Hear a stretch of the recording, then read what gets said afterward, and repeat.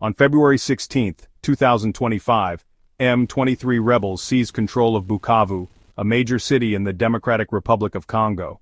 This marked a significant escalation of the ongoing conflict in the region. The rebels faced very little resistance from the Congolese army. Many soldiers even fled the city. The M23 rebels are supported by Rwanda.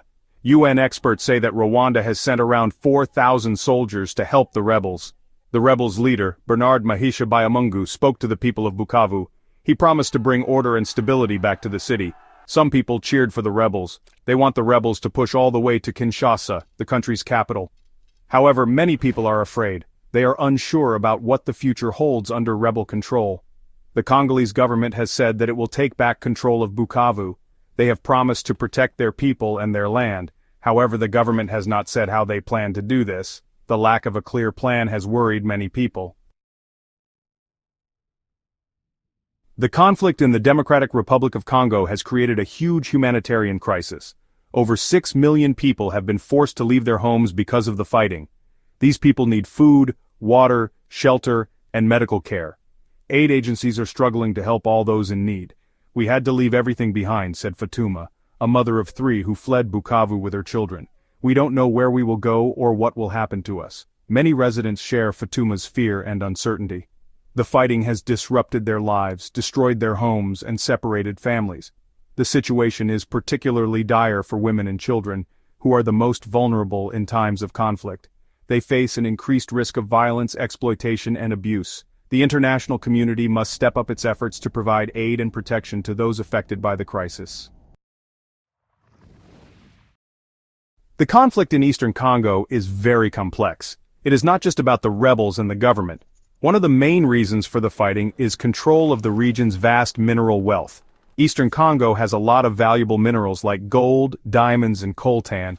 These minerals are used in many things like phones and computers. The conflict also has roots in a long-standing ethnic tension between different groups, particularly the Tutsis and Hutus. The M23 rebels claim to be fighting for the rights of Congolese Tutsis, who they say are being persecuted. Rwanda, which supports the M23, also alleges that Congo harbors Hutu militias responsible for the 1994 Rwandan genocide. This complex web of motivations, with economic interests intertwined with ethnic tensions, makes finding a peaceful resolution extremely difficult. It's not just about ending the violence, it's about addressing the root causes of the conflict, ensuring equitable distribution of resources, and achieving lasting peace and reconciliation among different communities. The international community is very concerned about the situation in Congo. The African Union has called for an end to the fighting.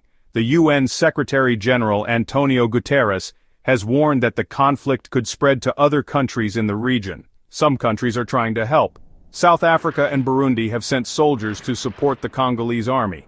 However, Burundi's president has hinted that his country may not get directly involved in the fighting. The international community needs to find a way to stop the violence and help the people of Congo. The occupation of Bukavu by M23 rebels, with alleged Rwandan backing, has further destabilized the already volatile region. The conflict has the potential to draw in neighboring countries, escalating into a wider regional war. The international community must act decisively to address this crisis, providing humanitarian aid, promoting dialogue, and working towards a lasting peace in the Democratic Republic of Congo.